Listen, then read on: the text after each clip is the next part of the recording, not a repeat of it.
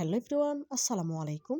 আজ আপনাদের সাথে শেয়ার করব ঘরে থাকা মাত্র দুটি উপকরণ দিয়ে হোটেল স্টাইলে পারফেক্ট প্যারা সন্দেশ তৈরির সহজ রেসিপি। আশা করি রেসিপিটা আপনাদের অনেক বেশি ভালো লাগবে। তো বন্ধুরা, কথা না বাড়িয়ে চলুন প্যারা সন্দেশ তৈরির মূল প্রস্তুত প্রণালীতে যাওয়া যাক। প্যারা সন্দেশ তৈরি করার জন্য চুলে একটি প্যানে নিয়েছি 3 লিটার ফুল ক্রিম লিকুইড দুধ জাল করে ঘন করে নিতে হবে। অনবরত নেড়েচেড়ে দুধ জাল করতে হবে, খেয়াল রাখতে হবে দুধের ওপরে যাতে কোনোভাবেই সর জমতে না পারে। দুধে যদি সর জমে যায় সেক্ষেত্রে প্যারা সন্দেশগুলো পারফেক্ট হবে না। সেজন্য অনবরত নেড়েচেড়ে দুধ জাল করে ঘন করে নিতে হবে। তো বন্ধুরা, ভিডিওর এই পর্যায়ে আপনাদের কাছে ছোট্ট একটি রিকোয়েস্ট রইল, যারা আমার ভিডিওটি দেখছেন প্লিজ একটি লাইক দিয়ে ভিডিওটি কন্টিনিউ করবেন। আর যে সকল বন্ধুরা আমার চ্যানেলে নতুন ভিজিট করেছেন, রেসিপিটি ভালো লেগে থাকলে প্লিজ চ্যানেলটিতে সাবস্ক্রাইব করে পাশে থাকা অল অপশনে ক্লিক করে দেবেন। এতে করে আমি যখনই কোনো নতুন রেসিপি আপলোড করব সবার আগে আপনার কাছে পৌঁছে যাবে। এই কাজটি যারা অলরেডি করে নিয়েছেন আপনাদেরকে জানাই অসংখ্য ধন্যবাদ। দেখুন, কথা বলতে বলতে দুধ জাল করে কিন্তু অনেকটাই ঘন করে নিয়েছি।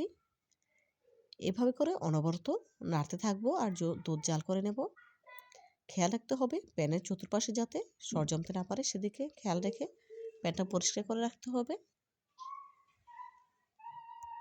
ঘরে থাকা মাত্র দুটি উপকরণ দিয়ে যদি হোমমেড প্যারা সন্দেশ তৈরি করা যায় তাহলে আর বাজার থেকে কেনার কোনো প্রয়োজন নেই। কারণ ঘরে তৈরি করা খাবার হচ্ছে স্বাস্থ্যসম্মত আর বাইরের খাবার হচ্ছে অস্বাস্থ্যকর। সেজন্য এভাবে চেষ্টা করবেন ঘরেই প্যারা সন্দেশ তৈরি করে খেতে। দেখুন, কথা বলতে বলতে দুধ একদম শুকিয়ে এসেছে দেখে বুঝতে পারছেন।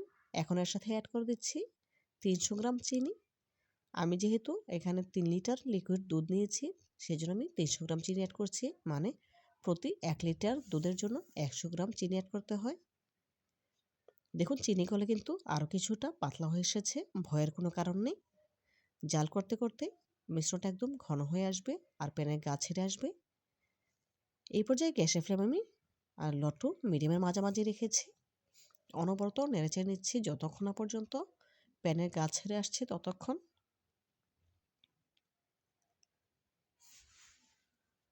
প্যারা সন্দেশ তৈরি করার ক্ষেত্রে অবশ্যই খেয়াল রাখবেন দুধ এবং চিনির পরিমাপ যেন পারফেক্ট হয়। সেই ক্ষেত্রে প্যারা সন্দেশগুলো পারফেক্টভাবে তৈরি করতে পারবেন। দেখুন, কথা বলতে বলতে মিশ্রণটা আমার পুরোপুরি শুকিয়ে এসেছে, প্যানের গা ছেড়ে এসেছে। চুলা থেকে নামিয়ে একটি ছড়ানো প্লেটে ঢেলে নিয়েছি কিছুটা ঠান্ডা করে নেওয়ার জন্য। পুরোপুরি ঠান্ডা করা যাবে না, কিছুটা গরম থাকা অবস্থাতেই প্যারা সন্দেশগুলো তৈরি করে নিতে হবে। দেখুন, কিছুটা ঠান্ডা হবার পর আমি পরিমাণ মতো মিশ্রণ নিয়ে দু হাতের ডলে একটু লম্বাটি করে নিয়ে তারপর আঙুলের সাহায্যে একটু চাপ দিয়ে দিচ্ছি। দেখুন, একটি প্যারা সন্দেশ তৈরি হয়ে গেল। আপনাদের বোঝার সুবিধার্থে আরও একটি প্যারা সন্দেশ তৈরি করে দেখাচ্ছি।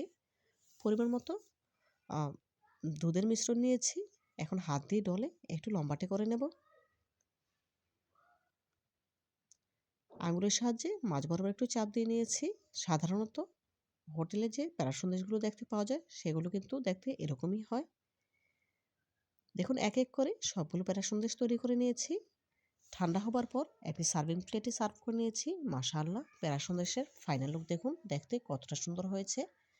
দেখতে যতটা সুন্দর হয়েছে খেতে তার থেকেও অনেক অনেক বেশি মজার। আপনারা একবার হলেও বাসায় আমার রেসিপিটি ফলো করে প্যারা সন্দেশ তৈরি করে খেয়ে দেখবেন, ইনশাআল্লাহ অনেক বেশি ভালো লাগবে।